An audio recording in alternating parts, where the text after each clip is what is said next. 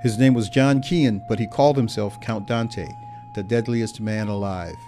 His fearsome face glared at you from comic book ads, daring you to learn his deadly fighting techniques.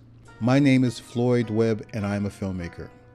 One day, I went searching for his grave and found only an empty patch of ground. Now I'm searching for the real man behind the legend. What drives me in the making of this film?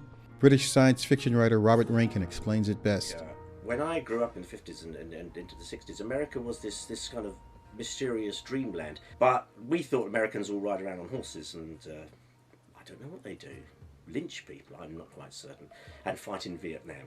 There was a subculture, people like William Burroughs, and in that subculture existed basically semi-mythical characters like Count Dante. Was he real? Was he not real? For us over in England, yeah, he had to be real, didn't he? The Americans had to have people like that. They had these superhero characters. In 1964, when I was 11 and karate was young, I met Sensei John Keehan at the Second World Karate Tournament in Chicago. Back then, he was a respected fighter, promoter, and pioneer of martial arts events.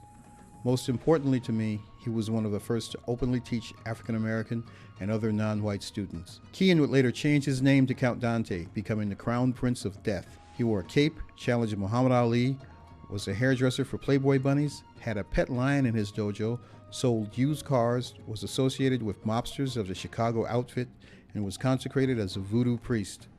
He is still one of the most controversial figures in the history of martial arts today. Like a lot of 11-year-olds who march to the beat of a different drum, I fought a lot and lost. I had a desire for power, a need for transformation, to hone myself into a walking weapon, and martial arts offered me that.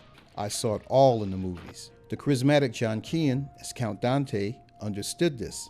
In comic book ads, for only $5, he offered us the gouging, ripping, tearing skills of the world's deadliest fighting secrets with the Dim Mak Death Touch. He also gave us official membership in the Black Dragon Fighting Society. As the 1960s gave way to the 70s, Keehan could no longer separate himself from the macho marketing tool that he created. In spite of his personal success and amidst the swirling controversy over his ads, a strange event took place. On April 23, 1970, he led a group of 5 martial artists into the Green Dragon Society's Black Cobra Hall of Kung Fu. The life of his best friend, Jim Konsovic, was lost, and he would never recover from the personal blame he felt. According to his former lawyer, Bob Cooley, he went on to mastermind the 1974 Pure Later vault robbery that netted $4 million.